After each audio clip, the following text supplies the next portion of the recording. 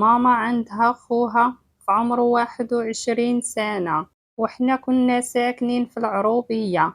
أما خالي فهو كان ساكن في المدينة، وكان كيجي وكيزورنا مرة حتى لواحد النهار كان عندنا خالي، وماما قالت لي دي الغدا لباك، وخالي قال لي أنا غنمشي معاك.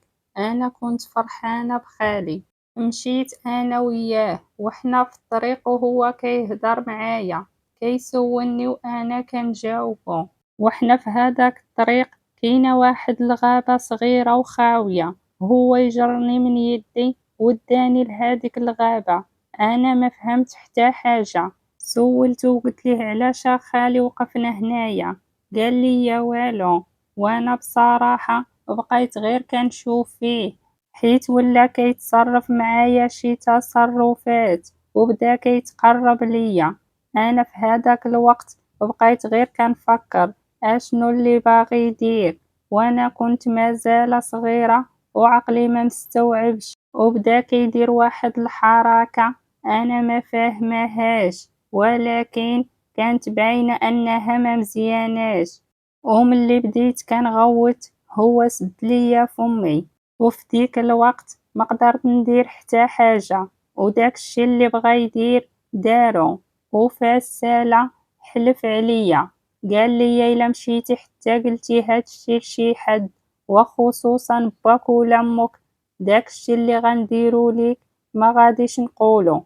وانا غير كنبكي وخايفة منه، قلت لي غادي نقولها لبابا، قال لي لا، قال لي الا مشيتي حتى قلتيها ليه غادي ندفنك في هاد الغابة. انا خفت منه ملي قال لي بحال هكا، وصلت الماكلة لبابا ورجعت في حالي للدار، وحتى هو رجع معايا وكان كيوصي فيا. وفاش وصلت لدارنا كنت كنتصرف عادي وما قدرت لا نهدر ولا نقول حتى كلمة. وداز هذاك النهار بلا ما يعرف حتى شي واحد اشنو اللي وقع. ودازت الايام وانا كنت خايفة منه، كنت كنتصرف عادي وبديت كنتخطى هاد الموضوع. واخا هادشي اللي داز عليا ما كانش ساهل، ولكن خالي ما بقاش كيجي لعندنا كيف ما كان. وماما ملي كانت كتبغي تمشي عند جداتي كانت كتقول لي يلاه معايا، واخا هاديك المدينة اللي هما ساكنين فيها ما كانتش بعيدة علينا بزاف، وكنت كنرفض. وملي كتسولني كنقول ليها لا، انا باغا نجلس مع بابا، سيري غير نتي.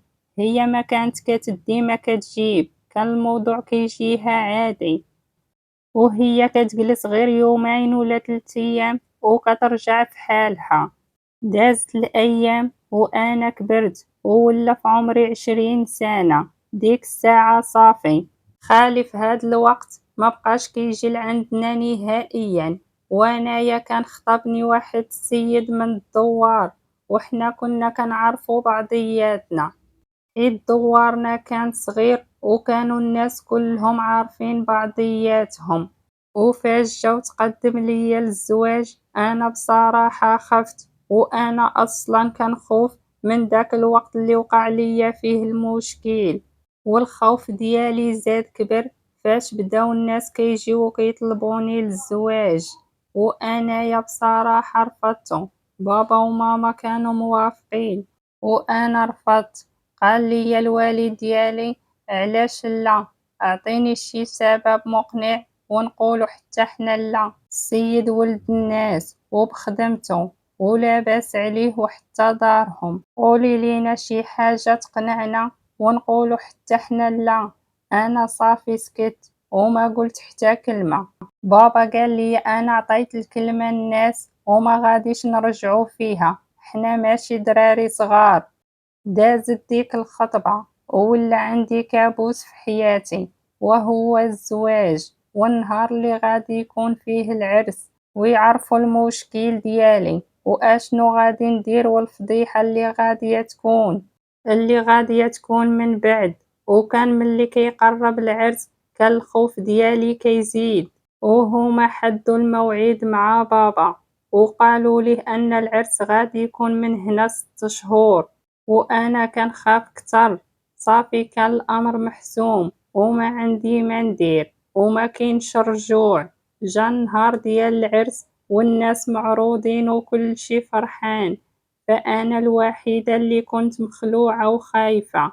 أما العريس فهو رد ليا البال وأنا كنت مخلوعة. قال لي مالكي؟ قلت ليه والو. هو كيحساب لي غير داك الخوف الطبيعي ديال البنات. قال لي ما تخافيش وما تخافي من حتى حاجة. المهم سالا داك العرس، مشيت لدار راجلي سد علينا البيت ووليت غير كنشوفو صافي. ما عرفت ما ندير وانا نقول ليه بصراحة انا باغا نصارحك بواحد الموضوع اللي هو صعيب. قال لي يا خير، اشنو اللي عندك؟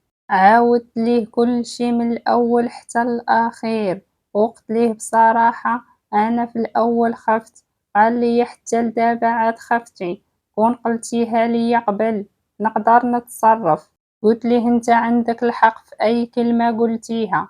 انا راه خفت من والديا وخفت من الشوهة، واخا انا ما عندي يد في حتى شي حاجة، وطلبي الوحيد هو انك تسترني واخا غير شهر وطلقني. المهم غير ما تفضحنيش دابا. هو بقى كيشوف فيا ويفكر، وراكم عارفين في العروبية الناس كيبقاو يتسناو في ديك الليلة، وهو بقى كيشوف فيا واحد شوية. هو ناض وتصرف وعطاهم داكشي اللي هما كانوا كيتسناو، ولكن من بعد ما وقعت حتى حاجة. وداز هداك الشهر وما وقع بيناتنا حتى شي حاجة. من بعد شهرين قلت ليه اشنو اللي غادي دير؟ قال لي يا فاش؟ قلت ليه حيت حنا متفقين من بعد شهر وغادي تطلقني. قال لي انا ما قلتش، انت طلبتي شهر وانا ما قلت حتى حاجه. قلت ليه ومن بعد اشنو اللي غادي يكون؟ قال لي ما كاين حتى حاجه، وهداك الشي اللي وقع ليك انت ما عندك حتى شي ذنب فيه، واصلا انت يا بنت دوار وانا كنعرفك ملي كنتي صغيره وعمرني ما سمعت عليك شي حاجه خايبه. قال لي شرطي الوحيد هو ان هداك خالك ما تشوفيه ما تسلمي عليه، وحتى ديك الدار ديال جدك ما تبقايش تمشي ليها بالمره. وانا بصراحه فرحت بزاف بالهضره ديالو والتفاهم ديالو. انا قلت من بعد هاد الشهور غادي يطلقني، ولكن هو طلع ولد الناس وفاهم وعرف بانه ما عندي حتى شي دخل في هاد المشكل، وداك الشي اللي طلب مني هو اللي درت. وكنت عايشة معاه في دارهم وكنت كنتعامل مع عائلته مزيان، والصراحة حتى هما كيتعاملوا معايا مزيان، وعمرو ما فضحني ولا قال السر ديالي. كنا متفاهمين مع بعضياتنا بزاف وما كان بيناتنا حتى شي مشكل، وانا كنت رافضه في الاول على قبل هاد الموضوع، ومن بعد هاد الموقف اللي عمل معايا انا وليت كنبغيه وكنزيد نحتارمه. اما خالي من داك النهار اللي وقع فيه المشكل من تما ما وليت شفته، وحتى في العرس ديالي هو ما جاش. وانا بصراحة كنتمنى ما نشوفوش مرة تانية في حياتي. وحتى جدي وجداتي ملي كيجيو عند ماما للدار كنمشي نشوفهم